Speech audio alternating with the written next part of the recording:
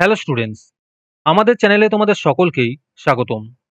আজকের ক্লাসে আমরা ক্লাস 5 এর রায় ও মার্টিন 2024 প্রশ্নবিচিত্রার বাংলার সেকেন্ড ইউনিট টেস্টের 7 নম্বর স্কুলের প্রশ্নোত্তরগুলি করব।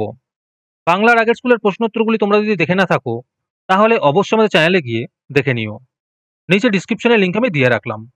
আর তোমরা যদি আমাদের চ্যানেলে নতুন হয়ে থাকো তাহলে চ্যানেলটিকে সাবস্ক্রাইব করে পাশে থাকা বেল আইকনটি অলে প্রেস করে রেখো। তাহলে পরে ক্লাসের ভিডিওগুলি আমি আপলোড করলেই তোমাদের কাছে নোটিফিকেশন পৌঁছে যাবে। তাহলে শুরু করা যাক। 7 নম্বর স্কুলের প্রথমে আছে সঠিক উত্তরটি বেছে নিয়ে লেখো। একের 1 নম্বরে আছে ঝড়ের সময় বকুলতলা, এর উত্তর হবে কালো হয়ে গিয়েছিল।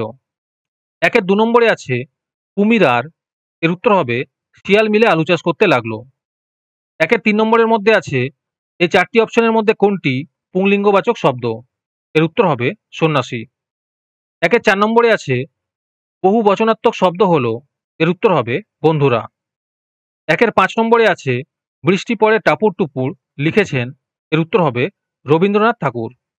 তোমাদের মধ্যে থেকে যে কোনো 10 জন আজকের ক্লাসের পিডিএফটি ফ্রিতে পেতে পারো। তার জন্য তোমাদের এই ভিডিওতে লাইক, সাবস্ক্রাইব এবং একটি সুন্দর কমেন্ট করতে হবে।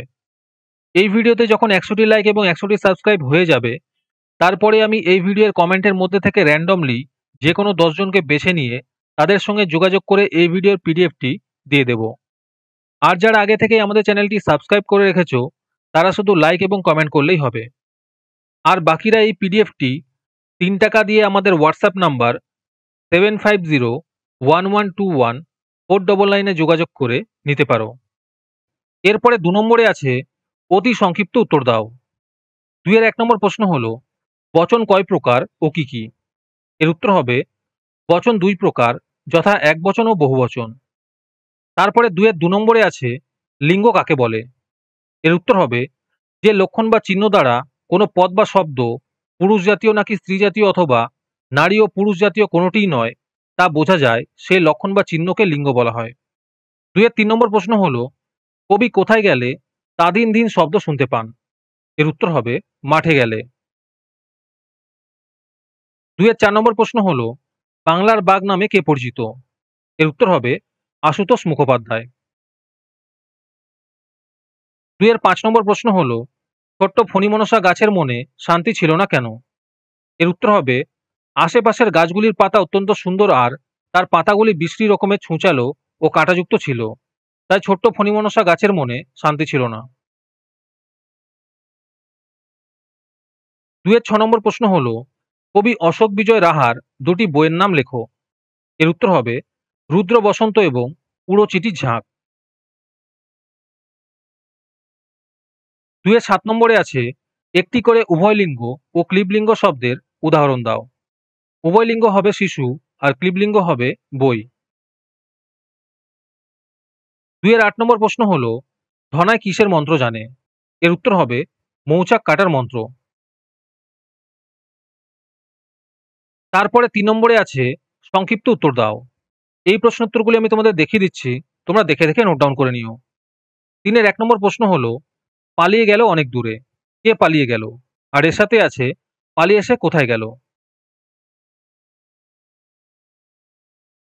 3 এর 2 নম্বর প্রশ্ন হলো পাহাড়িয়া বর্ষার সুরে রচনায় অনাবৃষ্টির ফলে মানুষ, পশু পাখি, গাছপালার অবস্থা কেমন হয়েছিল।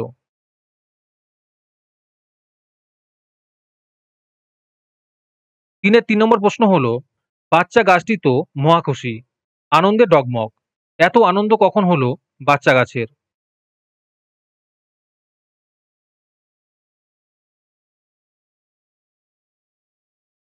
তারপরে 4 নম্বরে আছে যে কোনো একটি বিষয় অবলম্বনে পত্র রচনা করো। 4 এর 1 নম্বরে আছে ছাত্রীবাসে লেখাপড়া কেমন চলছে তা জানিয়ে মাকে একটি চিঠি লেখো।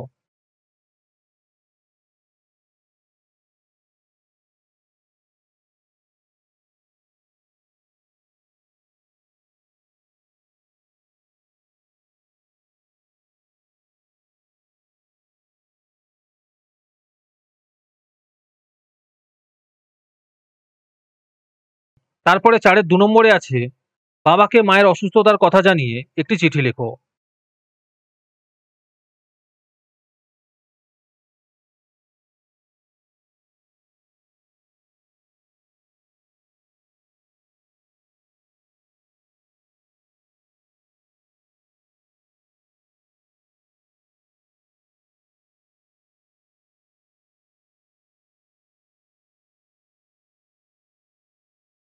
আজকের ক্লাসটি তোমাদের ভালো লেগে থাকলে অবশ্যই একটি লাইক এবং বন্ধুদের কাছে শেয়ার করে দিও।